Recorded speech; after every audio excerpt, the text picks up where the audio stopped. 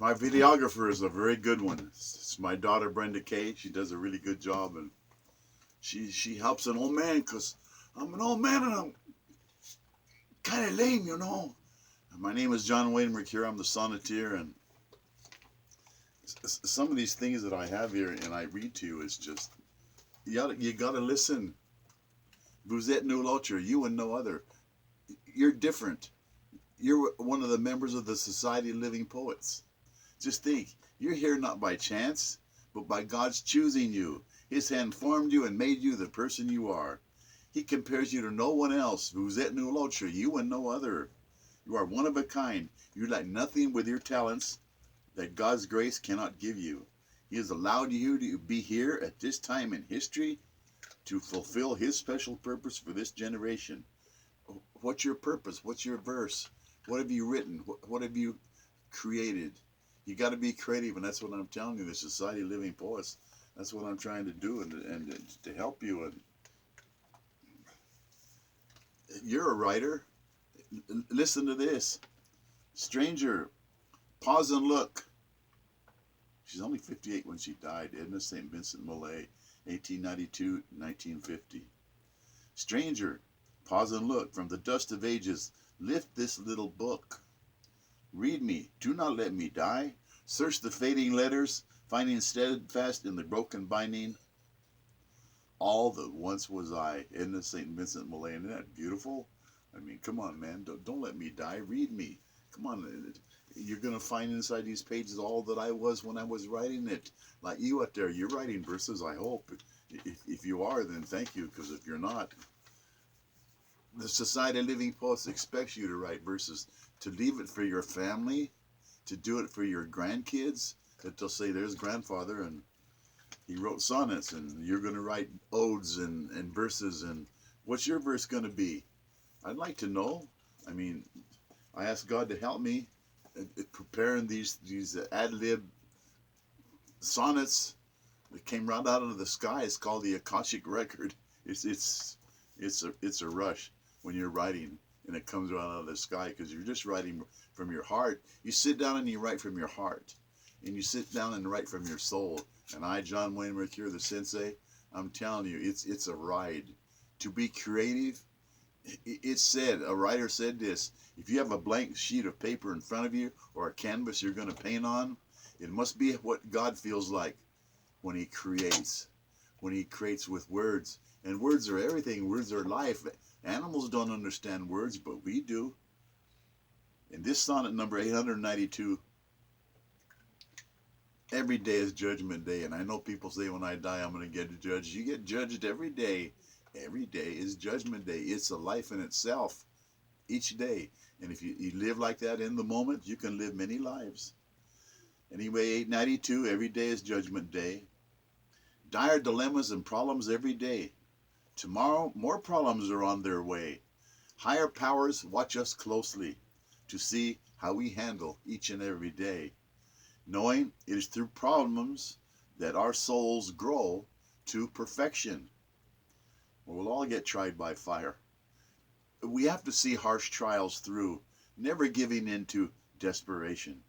The normal cycle of being up one day, high as a kite and feeling good, and the next day depression.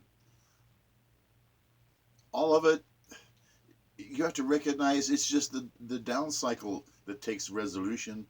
When you're feeling good, that takes care of itself. But depression, the down cycle, you got to keep busy, busy, busy. And that's a good action. That's a good lesson. You got to fight through. Believing in yourself, in your own self, always being true to yourself. Get busy with positive things, and the sad times will end. They'll end because time changes everything. To your own self, always be true. Pain, rain, anguish, bad weather, a change of human seasons. Again, it seems we can have smooth sailing on calm seas. The next day we can have a good day. Weather changes overnight. Tempests come. Tidal waves abound. Whether we keep on swimming or give up and just sink and drown, we can't do that. We got to keep swimming. Life is hard. An emergency most grave. We struggle as we must.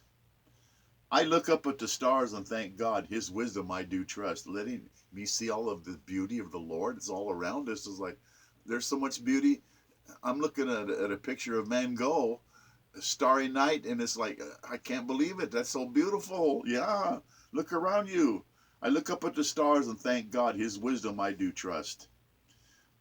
Just think, if this planet were 200 degrees colder or 200 degrees warmer, there wouldn't be any life on this planet. The balance is so beautiful. It's perfect. It makes us scramble for a living, but man, this is a garden. No life would be possible if it was 100 degrees colder, 200 degrees warmer. If it was a little bit higher or a little bit colder, there would be no life here. The wondrous laws of God's physics, they're perfect. A world of God's miracles. Perfect planetary orbits. The orbits are perfect. Oceans don't fly off into outer space. And I'm telling you, Higgs boson, put that in your head. Higgs boson, look it up on the internet. It's amazing. Teachers are there, seen and unseen. They watch us. The zodiac staircase, the Capricorn, all a ladder to get where we're supposed to be, perfection. We all get the lessons we need, whether we want them or not. See some people kicking and screaming, fighting, lessons that are taught. No one can carry your cross. You are your own sword and shield. So your own soul can grow. It can grow to reach perfection, to win heavenly gold. There's no easy road to the paradise of heavenly salvation, where it is written, you can cheat or steal your destination. You can't steal your fate. You can't cheat your destiny. You can't do it. Navel gazers, you see them out there, they think they know better, staring at their belly buttons, looking for the meaning of right, searching for meanings. Impossible egotists, smug, compass, pseudo-intellectuals, using cop-outs instead of facing facts, forever running away, wasting their lives on useless musings, earning their own soul's decay, refusing to admit that actions carry karmic penalties to be paid, good or bad, amusing themselves on drivel, useless drones to the grave, ignoring each day as judgment day, Satan's willing slaves. I wrote this January the 12th, 2010. Ignoring each day as judgment day. Yeah, every day is judgment day. And if you don't understand that and you make bad choices, then you're Satan's slave. And people think Satan isn't around. Yes, he is. He tempts us. Especially when we're tired and when we're weak. That's when he tempts us and he gets to us and he tells us, maybe you should do this. It'll be fun. Yeah, well, but it's a sin. I don't care about that. That's an outdated concept. Sin. No, it's not. No, it's not. No. Okay.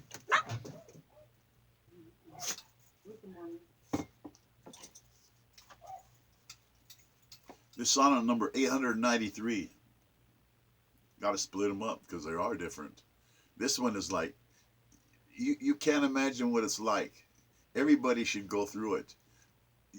You get thrown in jail for whatever reason. You're innocent, and that door clangs shut, and you are in another world. And you are in another world, and if you don't understand it, everybody ought to go through it at least once just to see, because it's no picnic. It's not the Ritz. Sonnet number 893. 3 hots and a cot. The door slams shut. It's awful when it slams shut. Locks grinding into place. Your freedom is lost. Deplorable conditions thrive in jail. It's no ritzy hotel host. Yes, it's not the Ritz. It's a hard time out.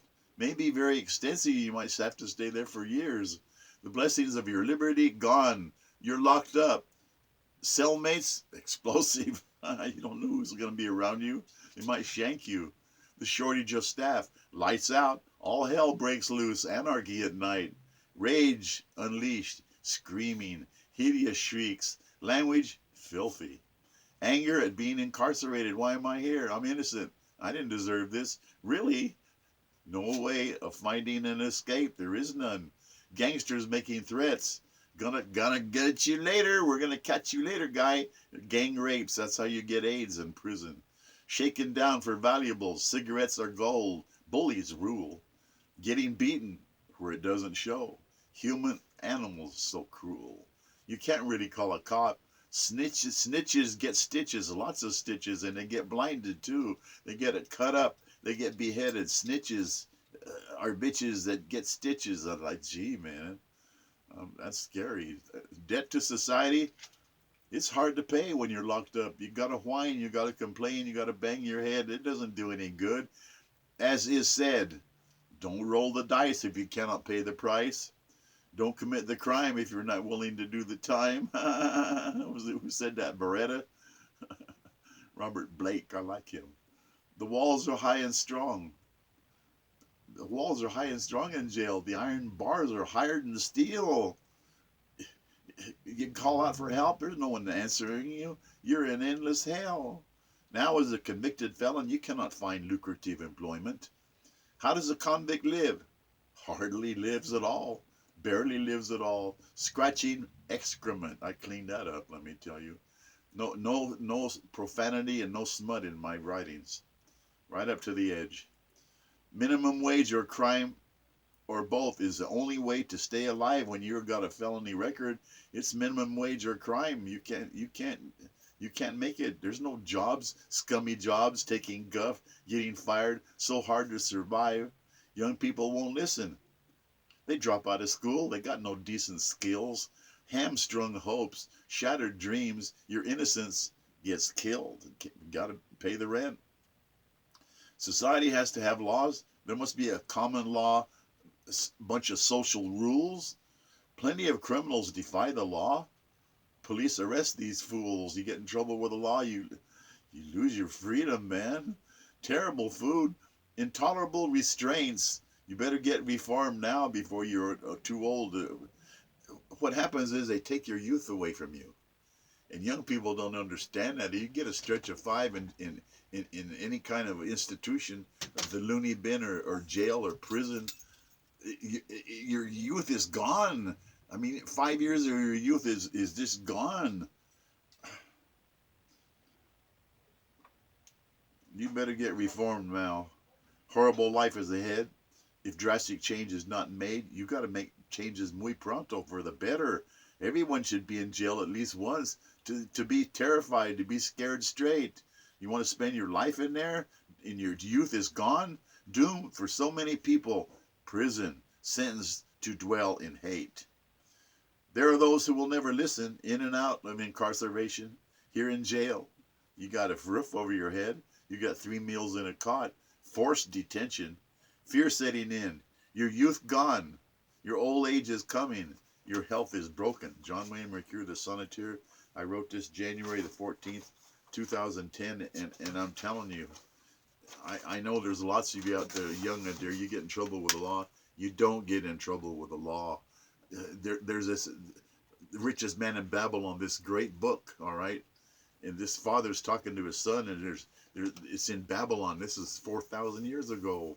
And he's telling his son, see all those people hanging on the wall and their skins and their limbs, and they've been tortured and they're dead. So they got in trouble with the law. Said, son, I don't care where it is. If it's Babylon or Rome or China or the road to China on the Silk Road or Persia or Egypt or any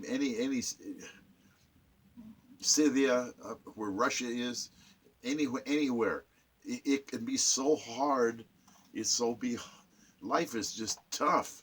And you've got to think about what you're going to do before you act. And that's what the name of this sonnet is, number 891. You got to count the cost before you act. A strict and stern admonition. This is really important. Free choice is such a real bitch, because it is. It constricts your thinking into tight alternatives. Which is which? Free choice is our daily challenge. We get tested every day. We get tested by fire. And after the fire, there's only the gold of your soul that's left. And I just love it. Pick well, though, or you're going to suffer. See the easy way out. The immoral way out. The grievous error. Most people want the easiest choice. The secret choice, unseen. Almost naive, claiming ignorance, listening to wicked demons. Knowing right choice is arduous. righteousness right in front of us. We fall into pits of fire. Heavy penalties for wrong choices. Yeah, wrong choices, man. You can get rubbed out. The whole point of liberty, you're free to fall into the deepest depths because you're free. Nobody can make you to do anything in a republic. You can throw your life away. You can fall as low as you want. Or you can rise to the test, defeating the most dire difficulties, seeing dilemmas through, expecting new problems to come tomorrow, because that's a human condition. You've got problems today, tomorrow you're going to have more.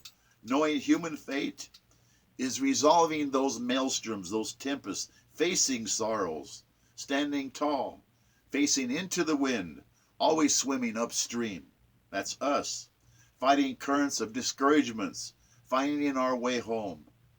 Free will, unhampered by others, making up our own mind. Free choice of our own volition. It's beautiful. Seeing our destiny through, living out our dreams and ambitions.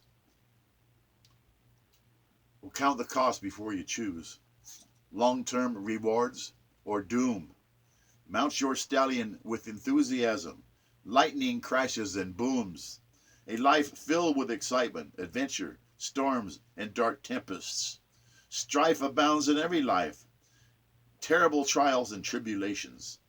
No whining allowed, no crying in baseball, no crying in life if you can help it.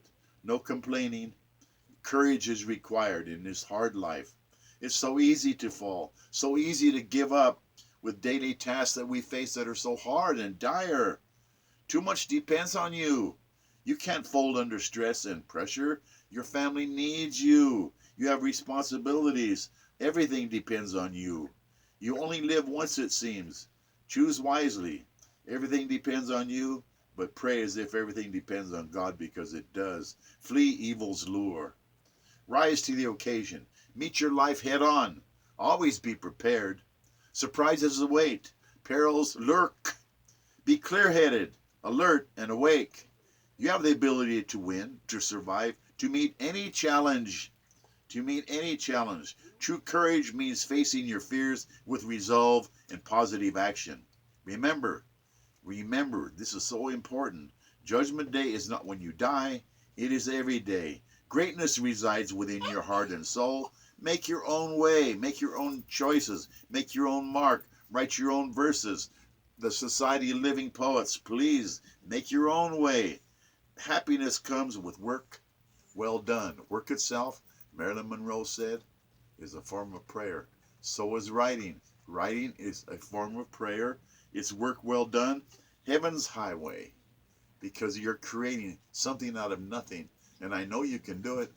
This is a sonnet I wrote January the 11th, 2010. Thank you for listening.